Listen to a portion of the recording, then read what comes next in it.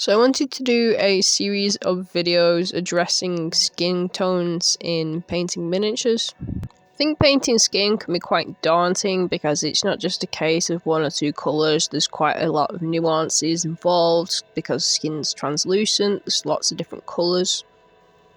There are also a lot of factors which can affect skin tones, such as light sourcing, environment, somebody's mood, age, and so on and so forth, which can be quite daunting and overwhelming, but it can also make for some quite interesting pieces of art.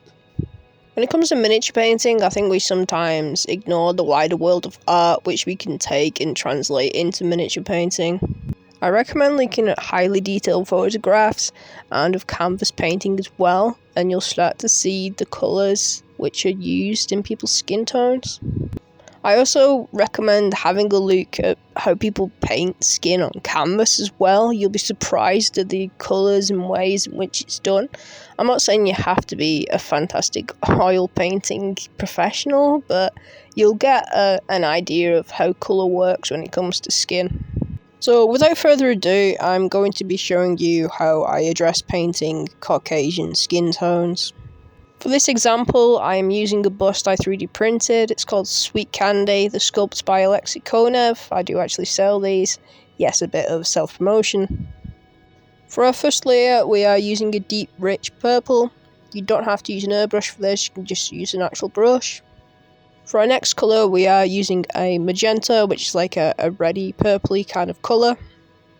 We want to place this over the higher points, leaving some of the purple underneath showing through, so make it a little bit more watery and a bit more translucent. Okay, now we want her to look less like Julia from Hellraiser, so we're going to start to add some flesh tones. Grab a basic Caucasian flesh tone, doesn't really matter what you have, just kind of a basic kind of colour, and then add some of that magenta with it. We're going to mix these together, and we're going to build up our layers.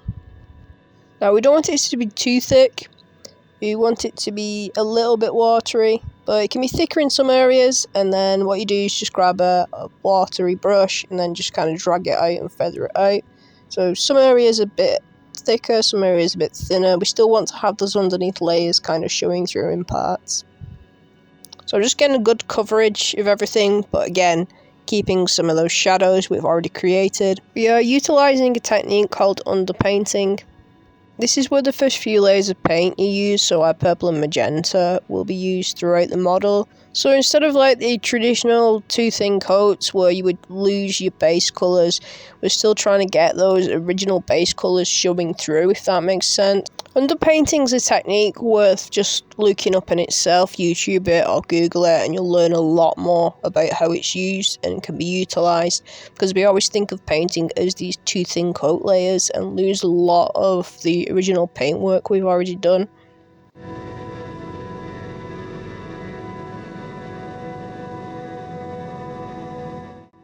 Okay, so now I'm going to be adding blue to my mix and adding a bit more flesh tone. This might seem strange, but you will see blue hues in skin. Add a bit more of a darker blue to the shadows, and then less blue where we're just going to kind of highlight the model. Again, just picking out some areas. Again, not too thick. If you make that mistake, just get a brush with some water on and drag it out.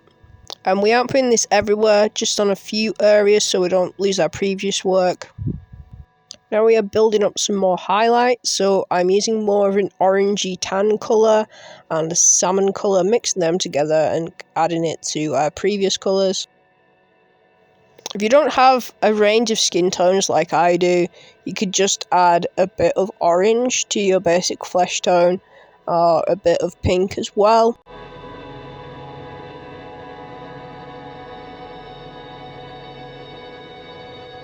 Here I just wanted to show you that you can always go back in with some of your previous colours if you want to and like glaze it back in.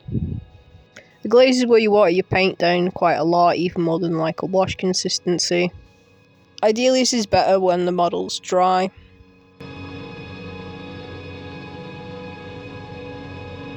So we are going even brighter now and using like a pallid witch flesh. If you don't have that type of colour, you can add like a vanilla-y yellow instead. So basically like white and yellow mixed together. It's coming more and more to life here.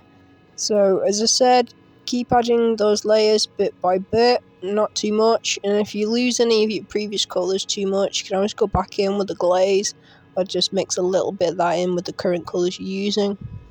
There's no exact science to this, it's just about creating variation and layers.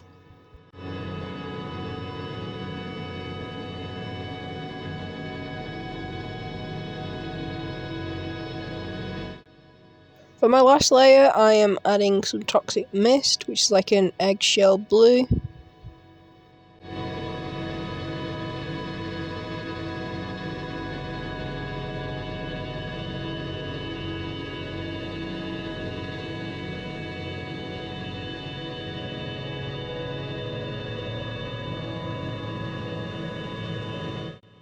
And here she's pretty much finished. I'll just go over some of the other things I used as well. So I'm creating a natural black, which you use blue and purple with brown for her eyelashes.